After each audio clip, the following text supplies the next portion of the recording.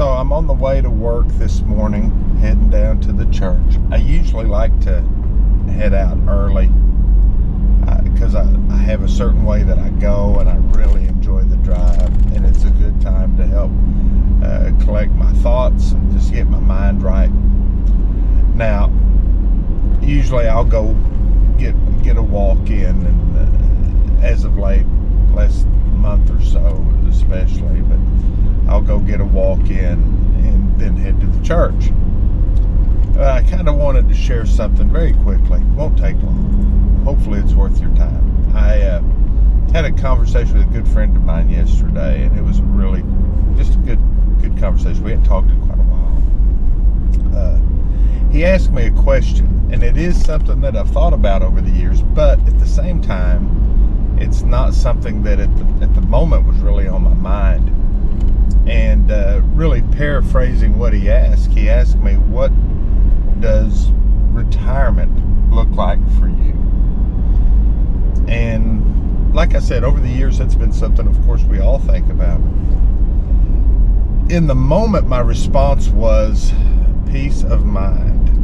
Peace of mind. Now, that had, and I expressed that wasn't so much a financial thing. That's part of it, of course, when you talk about retirement. But really, it's just peace. Peace. Romans 8 talks about the carnal mind is hostile towards God. The mind that's really kind of entrapped by the world and what's going on in the world, it's hostile to God. It's an enmity with God. There's a hatred between the world and God, and a righteous indignation from God to a sinful world, the sin-cursed world, the perversion of what He has created, So,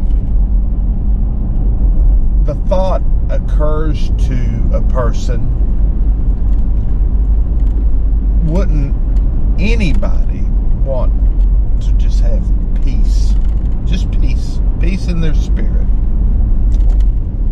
And of course, sadly, the answer to that is no, everybody doesn't.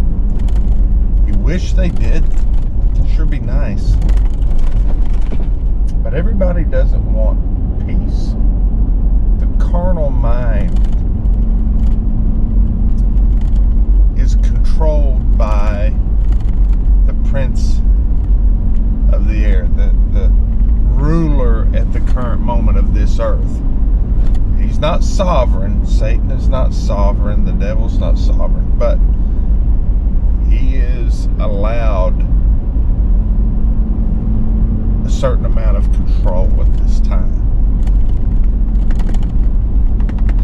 So, the person who is lost, and this does not mean everyone who's not saved is out here looking to create havoc. But I think in varying degrees, they let an unpeaceful nature dominate them. Now, I have things that happen in my life that would lead me to not have peace, of course, that the world would provide. Nobody likes conflict, I don't think. Well, some people do like conflict. I don't like to be in conflict all the time. I don't run from it, but I don't like it.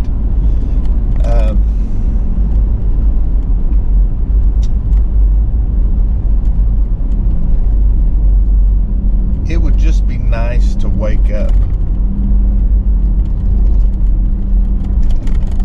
And hopefully you're in agreement with me. It'd be nice to wake up knowing that today I'm not going to have conflict. I'm not going to have issue come up where I get mad in traffic. I get mad stopping to get fuel or going in to get something to eat, and there's this altercation going on, or somebody cuts you off in the line at the checkout counter at Walmart or wherever you're at, or it'd be nice just to make it through the day and not have that kind of issue. Now, given That's a impossibility in this life. But John 14, Jesus said to the disciples, "My peace I give to you." So we do have peace.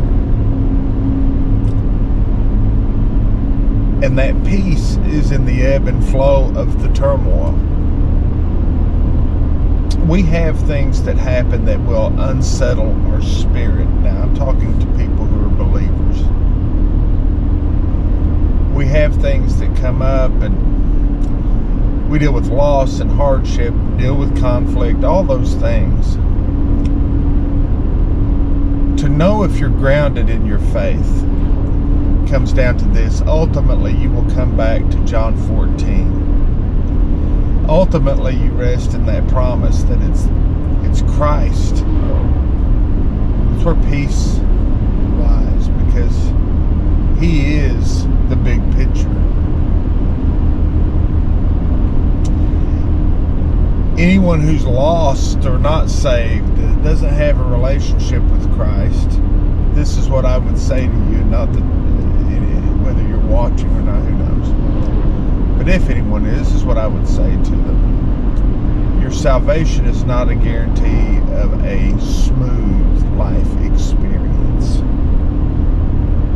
To the contrary, I think sometimes things can actually become more difficult in some ways when you are saved, because now you're wrestling with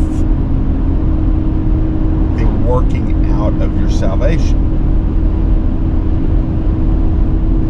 Your conscience sometimes affirming, sometimes denying. So we have to work that out in truth, in the Spirit. The things we want to do, we don't always do. The things that we don't really want to do, sometimes in the old battle of the flesh, we do. That's what Paul talks about in Romans 7. So, all I would leave with you is this. You're going to have things happen. You'll have things happen today. Things will happen today that you didn't expect or cause a problem. That is life. And sometimes it comes from unexpected sources. But remember John 14. Peace comes from Christ. And our eternal hope is that someday we'll have that perfect day. Every day.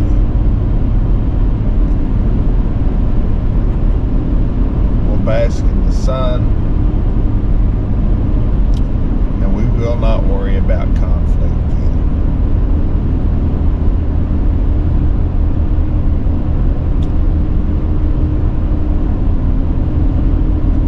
Think about John.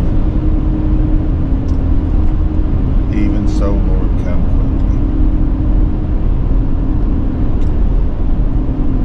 I pray that everyone would have a blessed day.